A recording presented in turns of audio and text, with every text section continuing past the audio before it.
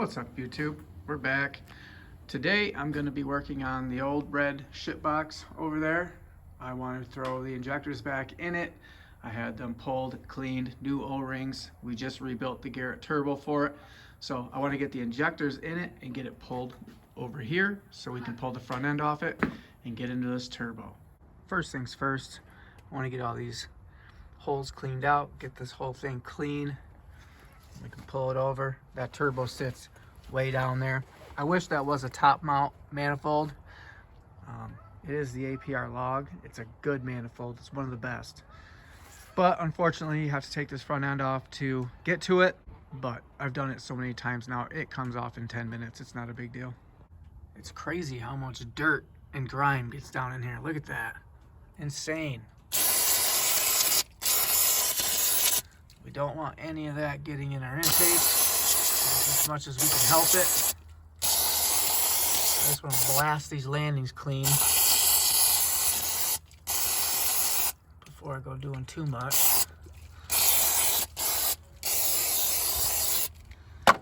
Man, it's filthy. Someday I should take the time and just clean this thing up. It really needs it. So the story behind this car is, it was my son's first car, but it was a big joke. We knew we were going to be boosting it, and we bought it from a VW tech with 400,000 miles. And it was a big joke. We were going to boost a 400,000 mile car and see how long it lasted. But this thing just will not die. The last time it was out, got into boost, and this screw was loose, and the back of the rail popped up, and the two rear cylinders weren't getting fuel. So then limped it home. It sat here for a while. This car has literally sat here most of its life. We take it out, drive it, brake it, it comes back here and sits. She served us well. This is the time of year you get home from work and it's already dark. You're trying to get out here and work on your projects. But I'm not gonna let daylight or darkness slow me down.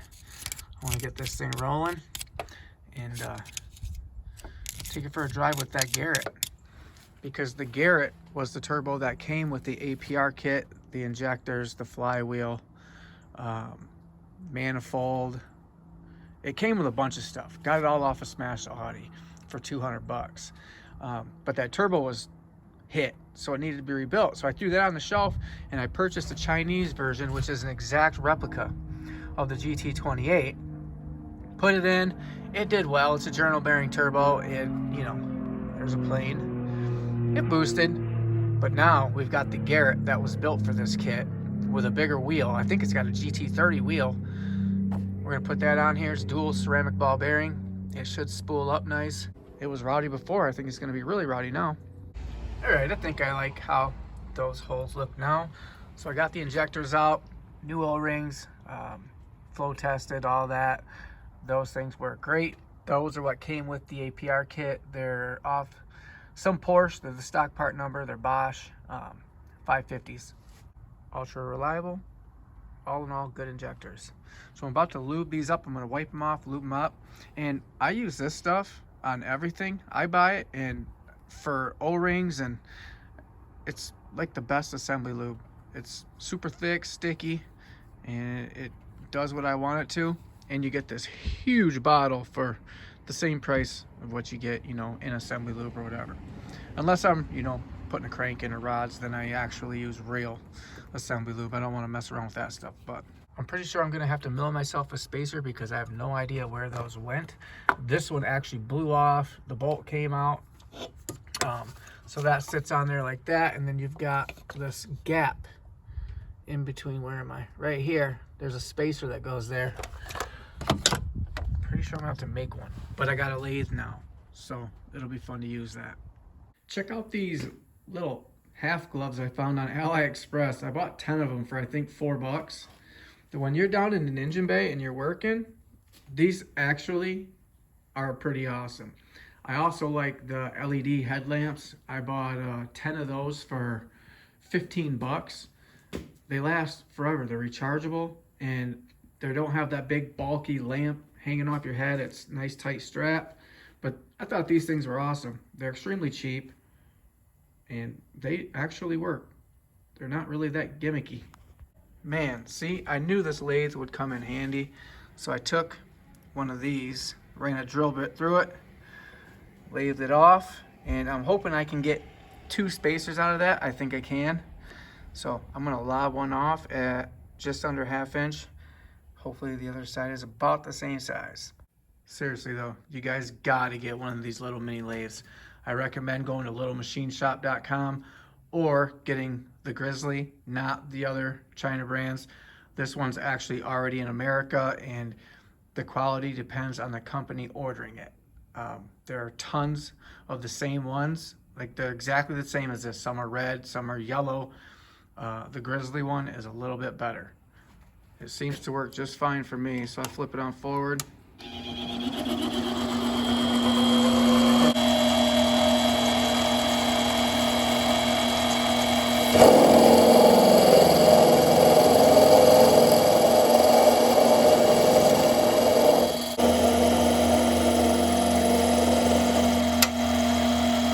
Voila! It also runs at, you know, super slow speeds. This thing's programmed. You can set this gear and it will thread holes, it'll thread shafts all on its own. Pretty sweet. It gets up and goes. I don't know why I'm bragging about this thing, but I love this little lathe. That second piece was too short, so I flipped it around. I got a mill the other side down and then cut it to length. So I bought this quick change tool turret, which is pretty sweet, from littlemachineshop.com. I've got all my little pieces. Actually, that one's backwards. It just literally slides on there, locks, ready to rock. Bring it over. Better back it up before we start. Sorry about my camera angles. I'm trying to hold my phone here. Flip it on.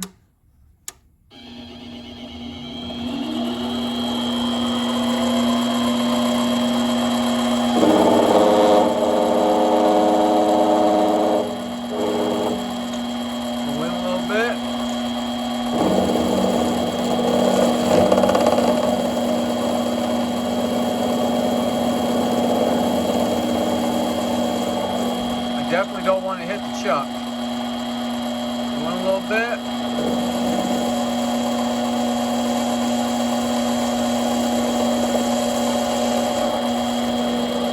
I think I'm pretty close there. I'm gonna go one more pass.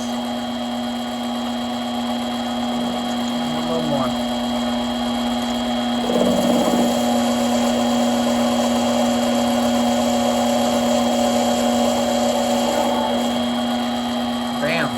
Like that. 7 o'clock and it's already dark. I almost feel guilty for starting this thing because it feels so late, but it's only 7. We got till 10. We can make a lot of noise.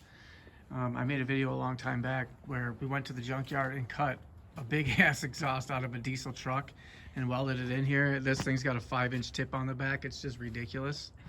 All right, Cam, let's go try to start it. I honestly don't know what's gonna happen here. I hope it starts. I hope it actually runs decent. I don't know what's gonna happen. It's gonna smoke like crazy because the turbo seals are bad in it right now, but let's see if it starts. Try to start it.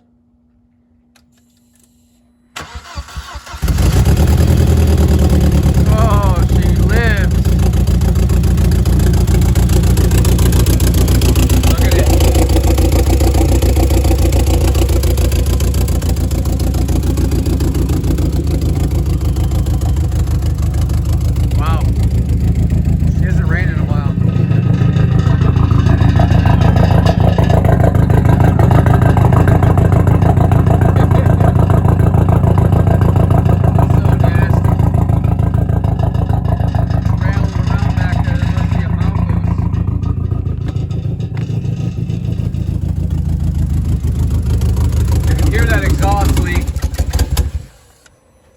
How much gas is in it? Not a lot. I'm gonna go ahead and throw the stage 3. They're both stage 3. That one's for 440s. This is for 550s. This one here has extremely aggressive crackle pops. You get into boost and let off and coast, this thing sounds like 12 gauges. It's almost ridiculous. So, I'm gonna throw this one in. It's a little less crazy, and get this car moved up so that we can pull this front end off. She's sputtering a little bit. Look at the miles. I mean, you can see the turbo is just putting out so much smoke.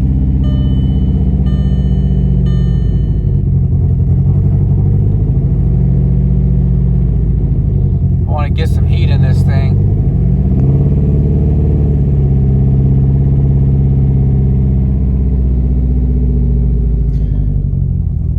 Great, my AFR gauge is not plugged in. If that's not working, it'll be the second gauge I bought. Don't get an AEM gauge. Their O2 sensors suck. Listen to her. This thing sounds gnarly.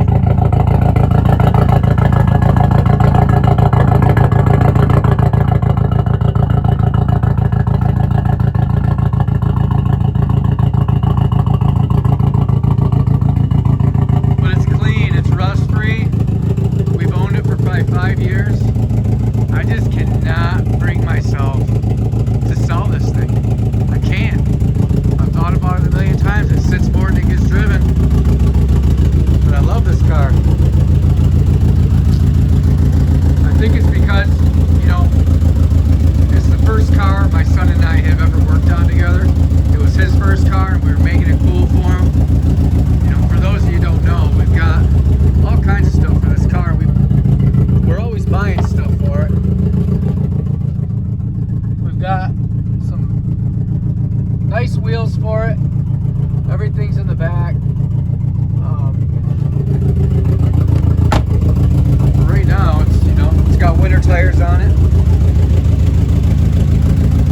So we've got wheels for it. We've got all kinds of parts. Every time we find something for a V5 Passat, we buy it and throw it in the garage because we know we're going to work on this thing someday. This thing is awesome.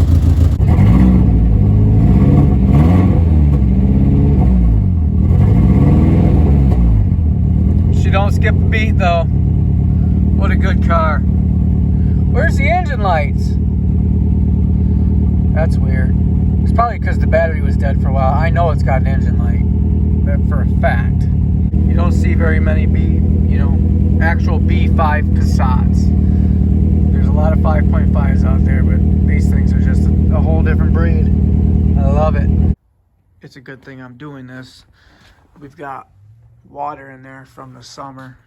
I want to get that water out of there, get this front end off here, and that should open us up to that turbo. Even then, it's not fun to get to. And there it is, 15 minutes later, comes right off. Got a bolt here, you got your bolts in your fender here, your liner, Torx that go into here and there, bolt there goes my light, and a couple wires and your coolant pipe. She pops right off. Literally comes off just like that, radiator and all. There's your wires, they're all bundled up. Pop right out, coolant pipe pops right out. You want to make sure you don't lose your metal piece. I guess if you do, you can go buy one. But yeah, just like that, front end off. I made some pretty good headway.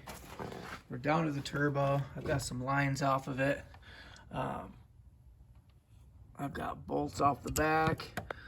That one's undone. I got one in the way back that I can't get to. So I'm gonna have to either bring a swivel or something from work. But we made good headway tonight. Get this turbo off and we'll be doing pretty good. Check out this. I mean, for a China turbo, she spins pretty darn good. No shaft play, feels good. You can see it was just dumping oil. And that's where all my smoke's coming from. You can see right here, that spot where the gasket completely blew out. That's where that smoke was coming from. It was billowing up under the hood. So I'll end it there for tonight, and then hopefully we get some tools from work, get this turbo out, get the other turbo in. By the way, if you haven't seen my Thanksgiving YouTube short where we cooked a turkey brat with the anti-leg, go check that out. It's pretty sweet. So upon tearing this down, I've got the turbo out of the equation. There's a ton of oil in the turbo. Spins good. I think the seals are just blown. But now that we've got that out of the equation from the intake, I think we've got a bad cylinder. We've got something going on with this engine. I don't quite know what it is. I haven't even torn it down, but we are getting tons of smoke from the valve cover. I'll see if she'll start and run. I think we're down a cylinder. I was thinking maybe it was, you know, the turbo seals and it was just blowing smoke through the whole system. That timing set's got less than 100 miles on it. Let's start it, see what it does. It's running even worse right now because almost every vacuum light is disconnected, but I don't think that's supposed to be happening. These hurt.